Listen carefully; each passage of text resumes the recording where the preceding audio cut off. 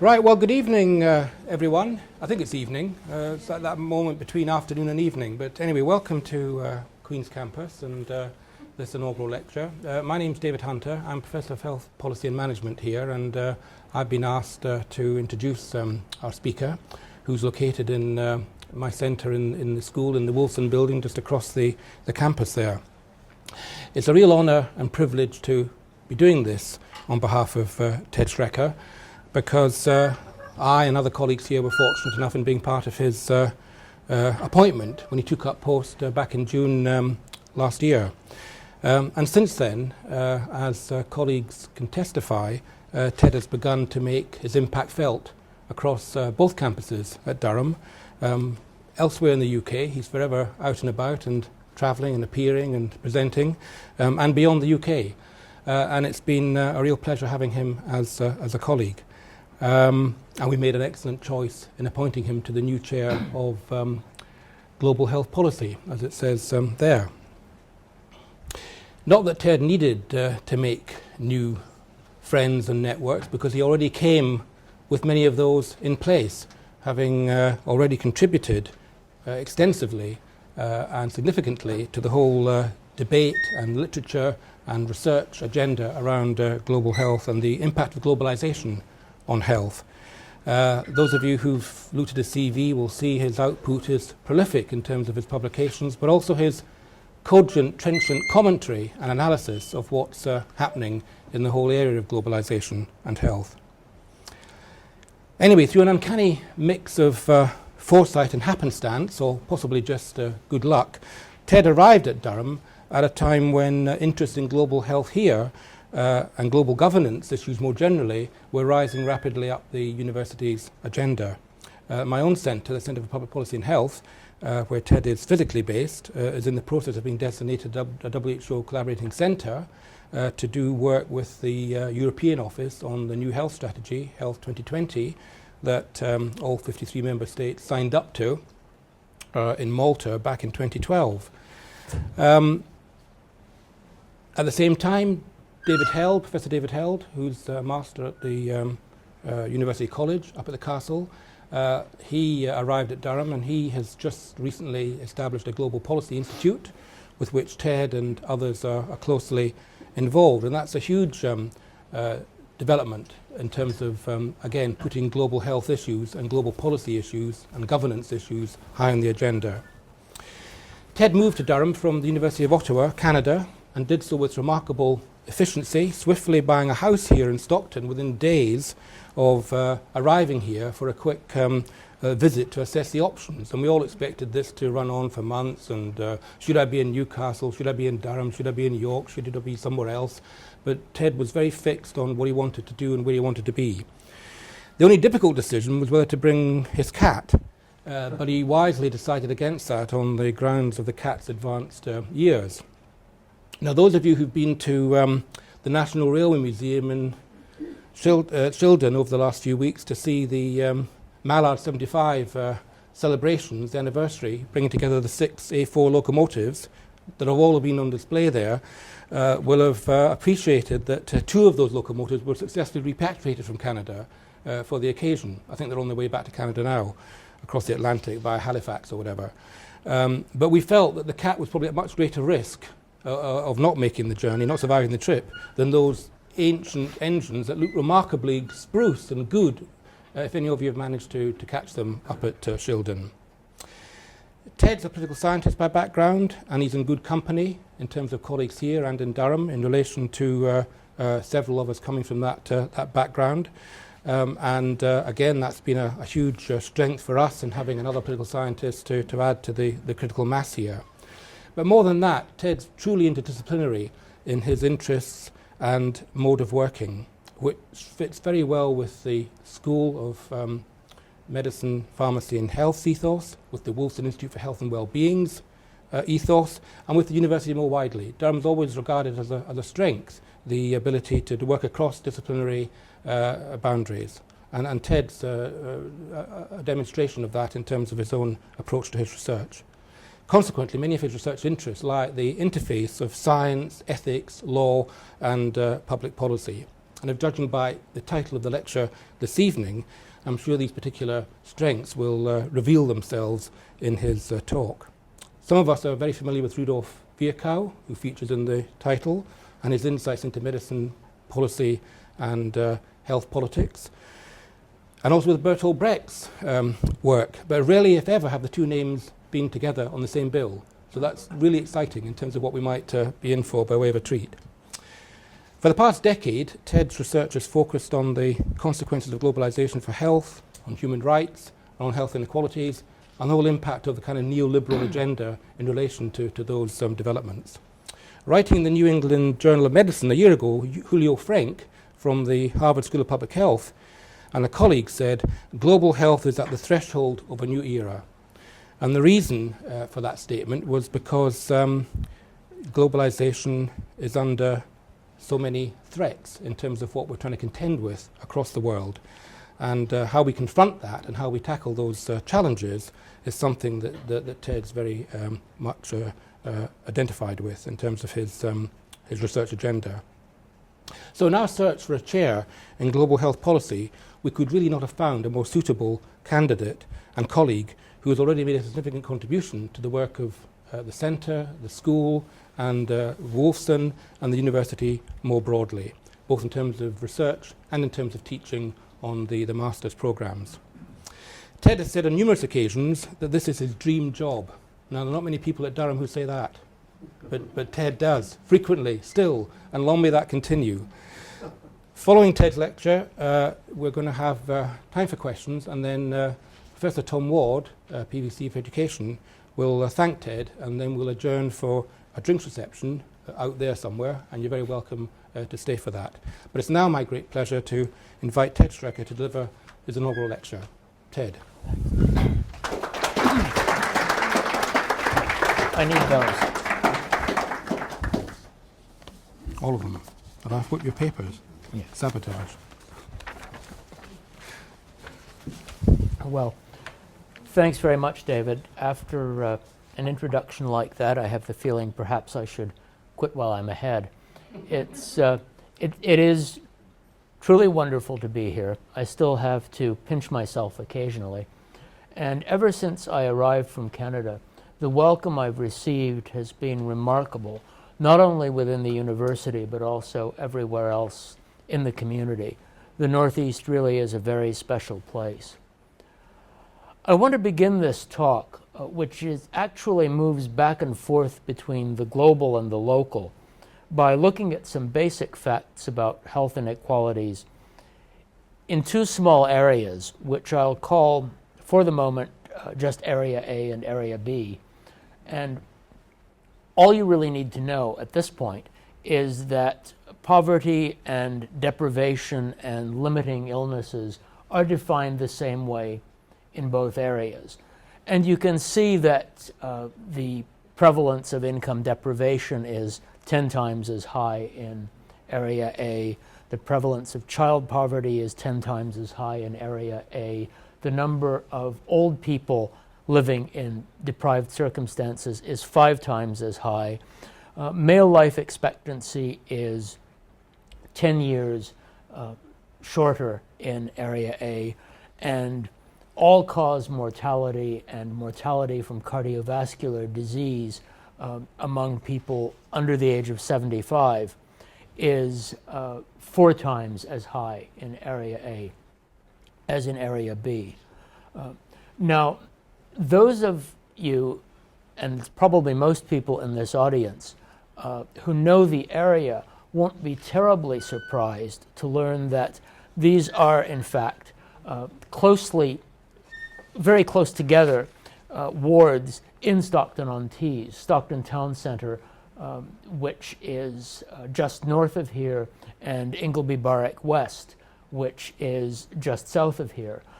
And for those of you in the wider world viewing this lecture online at some point in the future, this is a map of the two wards, and we are right now just about there, so just to the south of Stockton Town Centre. And the distance between the ward boundaries at their closest point is about 5 kilometers. This is by no means the largest difference in health status that's been described among people living very close to one another in the UK or elsewhere. I heard Sir Michael Marmot give a talk earlier this week in which he pointed out that the difference in life expectancy among small areas within the London Borough of Westminster is 17 years. Now, it's important to note what's not being claimed here. Many epidemiologists, including some who commented on a paper I published recently in Preventive Medicine, dismiss these differences as effects of selection or else as ecological correlations from which we can't infer anything about causation. The claim is not that living in a deprived area explains poorer health, although sometimes it may. The claim is rather that rich and poor, even when living in close proximity, inhabit drastically different epidemiological worlds, and that it's the differences between those worlds as they result in accumulations of advantage and disadvantage over the life course that lead to such inequalities. Some would question that assertion as well, but the reply to those critics is another talk, which I'm not going to give this evening. Selection. Selection is important, but it's important mainly when we understand it as a consequence of social and economic processes like deindustrialization, private housing markets, low wages, 0 hours contracts, and inadequate economic supports for people whose ability to work is limited by illness. In this vein, a 2001 paper by Finn Didrikson and colleagues, which is not nearly as widely read as it should be, argued for understanding health inequalities by way of how social stratification generates differences in exposure, differences in vulnerability, and differences in the consequences of ill health. All of those are very different in the epidemiological worlds inhabited by people in Area A and people in Area B as their lives have unfolded, in ways that go far beyond the place-related effects that we're used to reading about in studies of urban health. And urban health is very much on my mind because I just got back yesterday from the International Conference on Urban Health in Manchester. There's nothing new about this recognition, hence my almost obligatory reference to Virchow. There's some evidence, interestingly enough, that Virchow actually, shall we say, borrowed these aphorisms from colleagues. Some things in the academic world never change. But the point is simply that recent and welcome attention to the variables that are now called social determinants of health is just the rediscovery of an important old idea, although with the benefits of new data sets and new methods for gathering evidence that were simply unavailable in the 19th century. But it's also useful to look further upstream.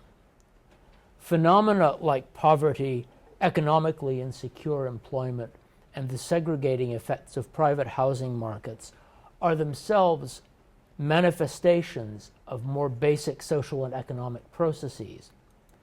They don't just happen, which is why Didrikson and colleagues insisted on situating social stratification with reference to what they called those central engines in society that generate and distribute power, wealth, and risks. For the last decade, as David mentioned, much of my work has involved making the case that globalization, the integration of national economies and societies into an increasingly dense web of macro-scale economic processes that cross multiple national borders, is one of those central engines. At the start of this century, trying to connect globalization with increasing inequalities in health was greeted with polite skepticism, occasionally not so polite.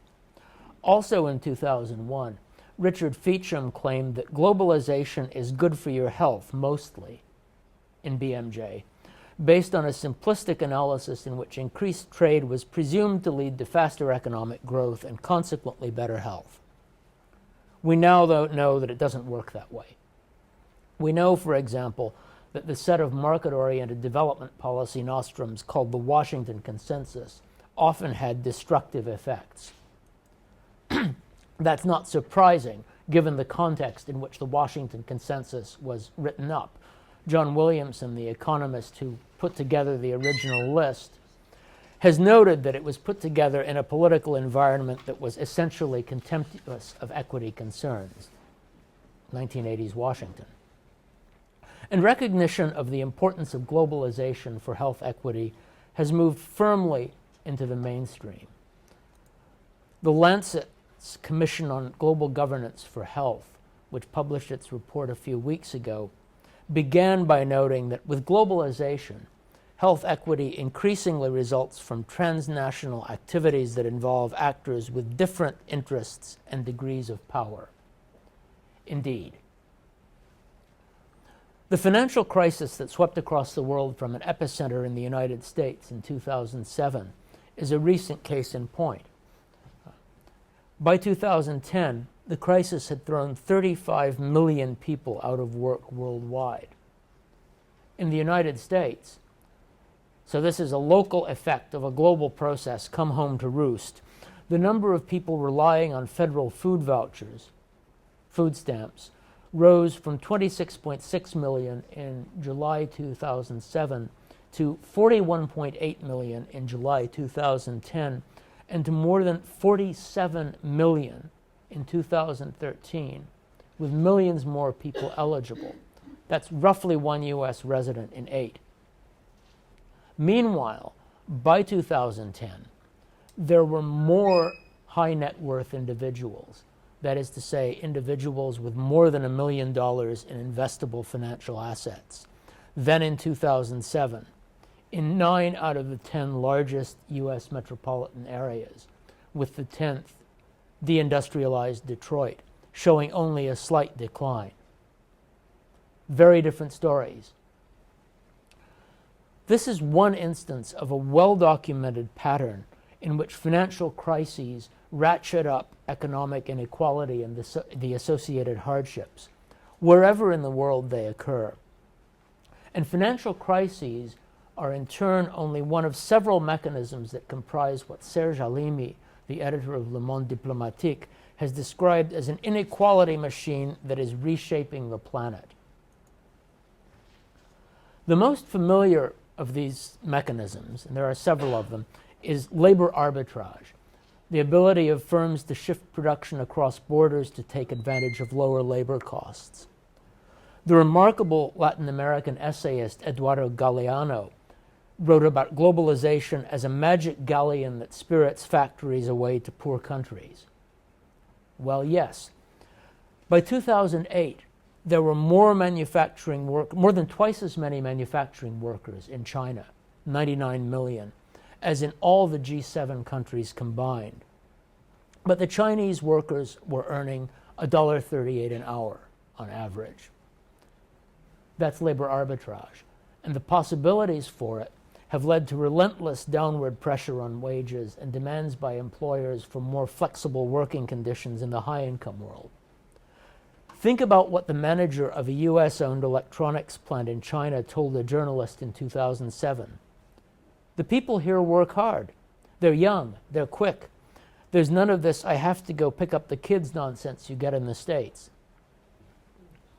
Meanwhile, at least in the Anglo-American countries, the tendency has been for income and wealth to accumulate at the top of the economic scale.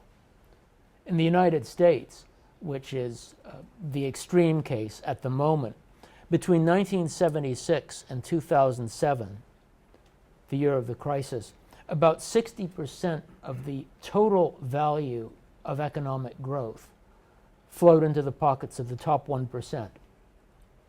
Thomas Piketty, who is one of the world's leading researchers on income and wealth concentration, concludes that ratios of private wealth, which accumulates across generations through inheritance, to national income, seem to be returning towards the high values observed in 19th century Europe, leading him to contemplate the possibility of a global billionaires rule the world scenario.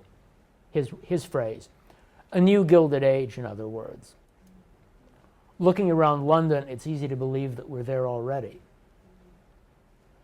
A key point here, the key analytical point, is that the contemporary economic environment is leading to drastic increases in inequality within many national borders, in countries rich and poor alike.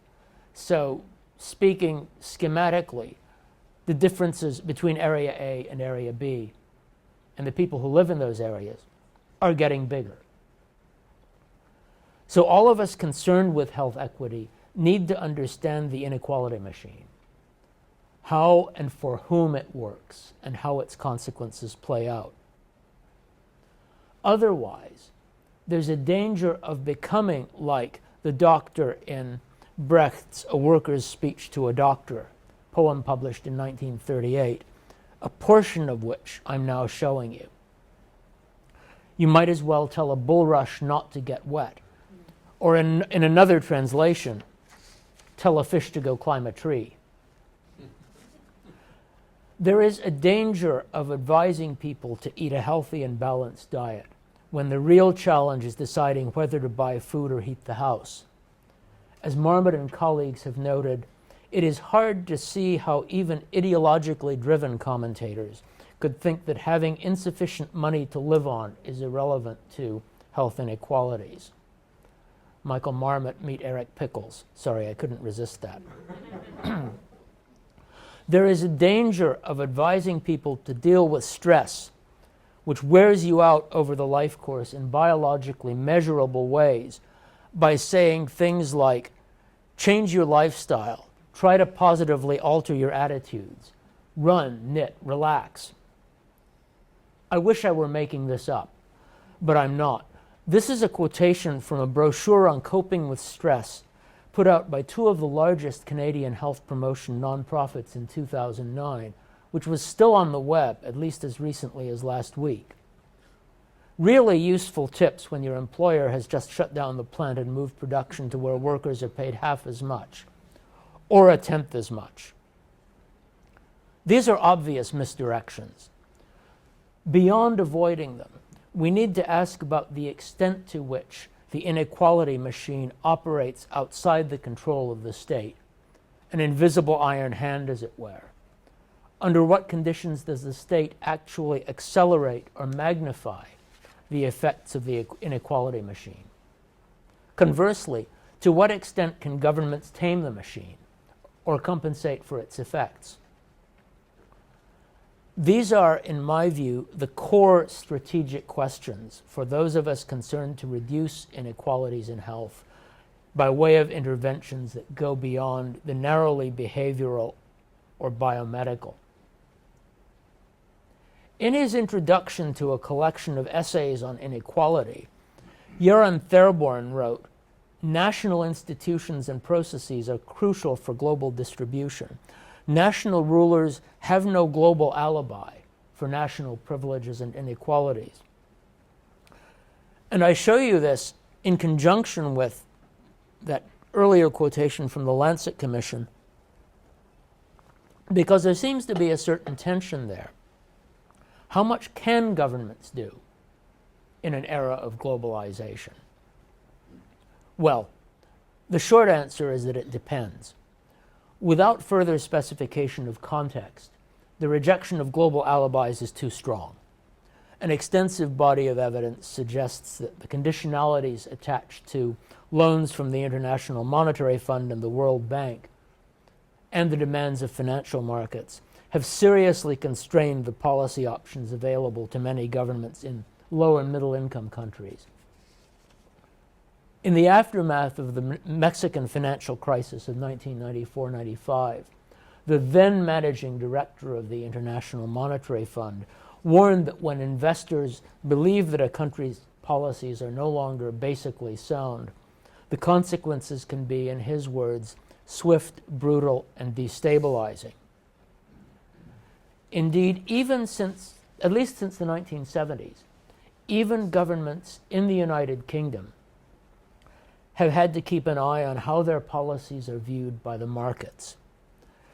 This is the front page of the New York Times, the day after currency speculators forced sterling out of the exchange rate mechanism in 1992. In all this, as a politically important aside, it has to be kept in mind that the markets are an abstraction.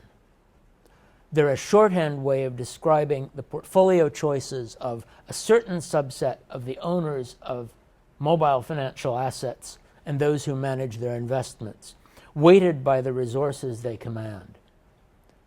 Have to keep that in mind the next time we hear about the markets. We also have to recognize that financial market constraints can be invoked by protagonists within government in support of their existing preferences.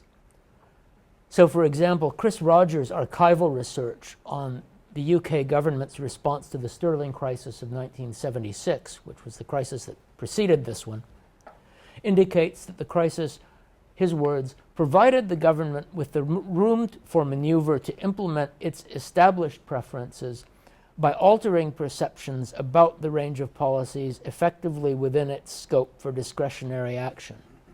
In other words, globalization made us do it. And there are similar examples from the literature on the IMF's influence in low and middle income countries. Apart from the operation of financial markets, it has to be said that few governments anywhere in the world are today entirely isolated from pressures to attract direct investment and contract production by way of lower wages and flexible labor market regimes, playing the labor arbitrage game. At the same time, inter-country comparisons from the high-income world provide qualified support for the no-alibi perspective. For example, an extensive Russell Sage Foundation study of low-wage work in several countries found that in the decade preceding the study, which is to say between about 1995 and 2005, low-wage work was 3 times as common in the United States as in Denmark, and twice as common as in France. Movement toward the U.S. norm was clearly evident over the longer period, the 1980 to 2005 period, in some countries, like the United Kingdom, but not in others, despite the fact that the countries in question had, as the study noted, all been exposed over the last several decades to the same increases in globalization, technology, and competition within national product markets. So maybe globalization doesn't make us do it. An equally striking picture emerges from the threefold variation in poverty rates using a standardized measure designed for cross-national comparisons among high-income OECD countries. In this graph, the light bar is the percentage of people in those countries circa 2010 who would have been poor if there had been no taxes and no transfers. In other words, if all they had to rely on was the market. And the dark bar is the percentage of people who were poor on this standardized cross-national measure after taxes and transfers. And you can see that the differences are mainly due to different tax and transfer regimes rather than to differences in market incomes. This comparison probably understates the difference across countries in levels of social protection because it doesn't include the value of in-kind benefits like housing, health care, child care, and support for public transportation. The variation in those among countries is even wider than the variation in tax and transfer regimes. As Danny Dorling put it in a recent article, only some rich countries recently set out to become more unequal. At least 2 caveats should be mentioned here. First, the Sage Foundation's study findings are pre-crisis observations, and the data in this slide come from the early post-crisis period. So it's quite possible that post-crisis trends will show a pattern of convergence. Although, as Dorling pointed out in the same article that I just mentioned, on another measure of inequality, the share of income going to the top 1%, the trend, at least through 2011, was actually growing divergence. Countries are getting more distinct rather than less. That's the first caveat. The second is the claim here is not that countries with high levels of low-wage employment or poverty could necessarily make a rapid or easy transition to the other end of the spectrum. The policy outcomes reflect a whole range of domestic political factors, and there are path dependencies, both domestic and international, to consider. So London, for example, is not going to return to an economy in which 32% of the workers are employed in manufacturing, which was the case as recently as 1961.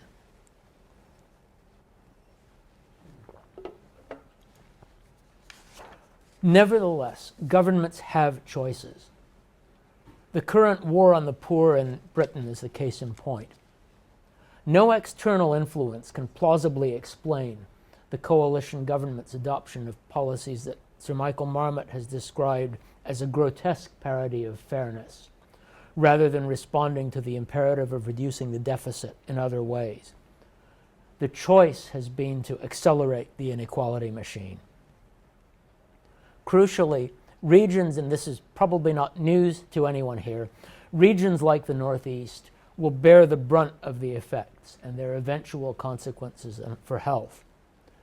Christina Beattie and Steve Fothergill at Sheffield Hallam have calculated that the loss to the economy of the Middlesbrough local authority area from the so-called welfare reforms in 2014-2015 will be £720 per working age person taken out of that local economy. The loss to Hartlepool, £710, the loss to Redcar and Cleveland and to Sunderland, £620, and to County Durham, £560.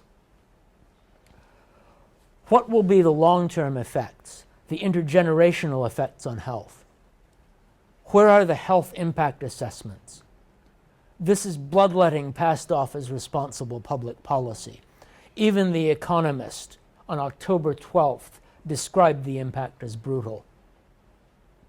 Compounding the problem, cuts to local government budgets had cost local authorities in the Northeast an estimated £146 per person by 2012. That figure is expected to rise to more than £300 by 2017-2018. That's £300 per person less that local authorities will have to compensate for the effects of the inequality machine. All this is taking place, of course, against a background of income tax reductions for high earners, systematic tax avoidance by major transnational corporations, and an approach to the financial crisis that Jeremy Green at Sheffield has described as warehousing it on the expanding balance sheets of central banks, demonstrating just how much scope for policy maneuver there is when governing elites want it. His words. To restate the point, governments have choices, and public finance and the priorities it embodies and transmits is a public health issue. That point can't be emphasized too strongly. But establishing those points leaves open the question of how much choice governments have. And here recent British, and specifically English, experience raises some hard questions. Bethan Thomas and his colleagues pointed out in 2010 that on some fairly crude measures, notably death before age 65, which as some of us get closer to that threshold looks more and more important, differences in health between areas with the lowest and highest rates of poverty circa 2007, that is to say before the crisis, were larger. The health differences were larger than at any point since before the Great Depression. They pointed out that not much had been done to alter the fundamental structures of social inequality in the UK over the previous decade, despite a stated government commitment to reducing health inequalities. Now, it's an open question how serious that commitment was, but the fact is that it was there.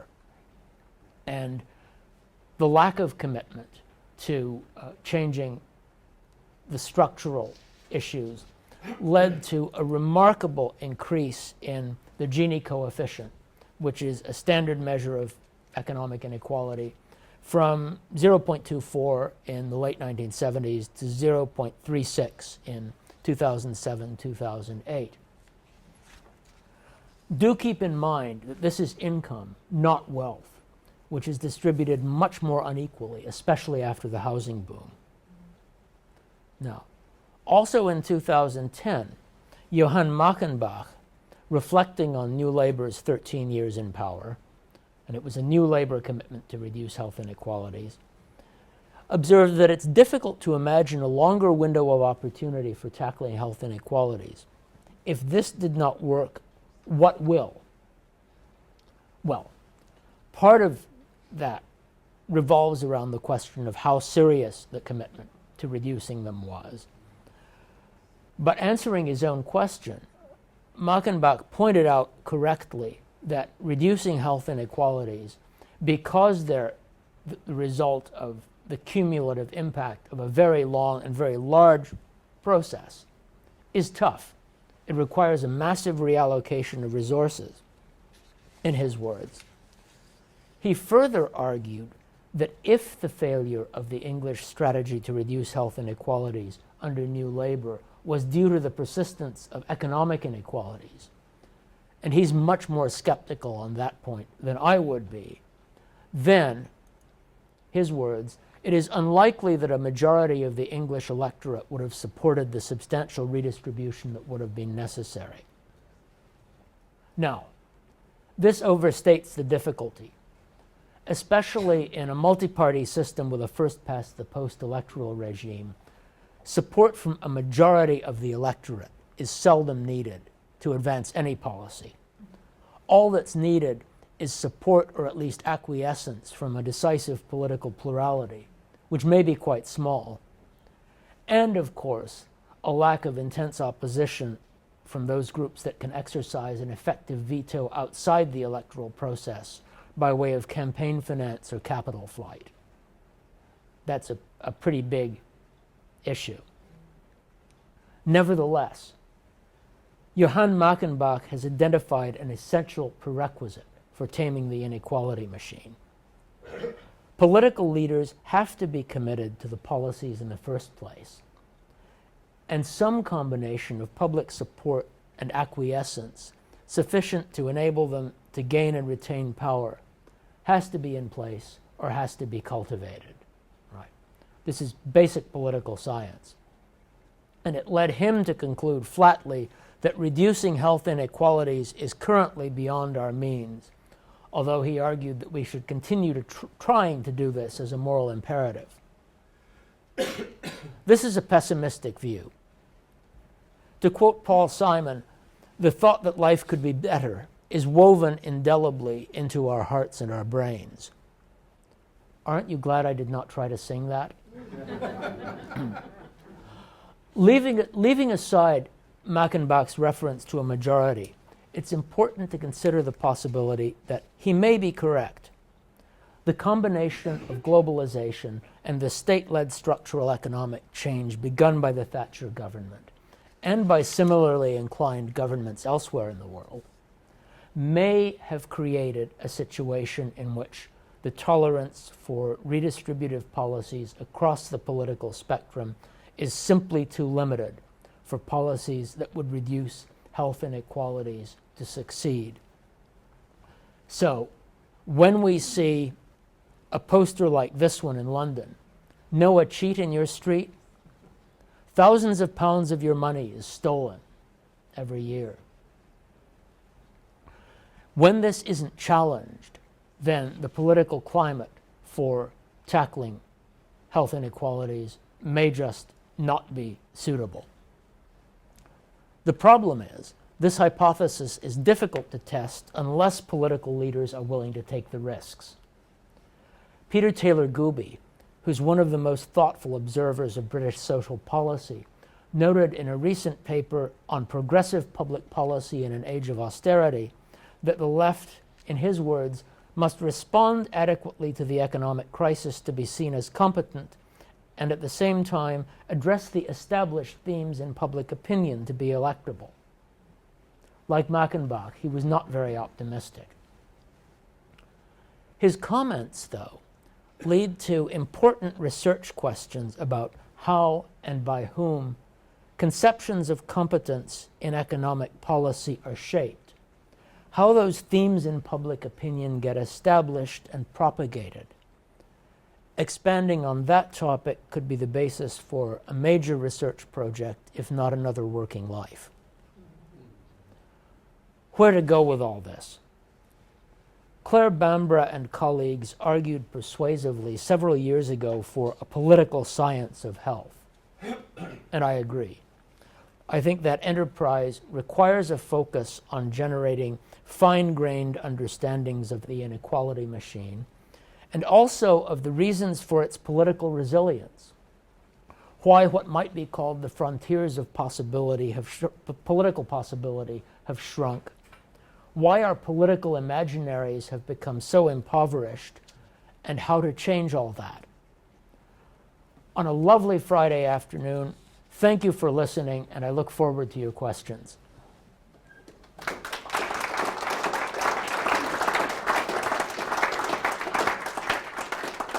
Thank you, Ted, for that fascinating and impassioned lecture. And thank you to the audience for helping to make this evening such a successful one.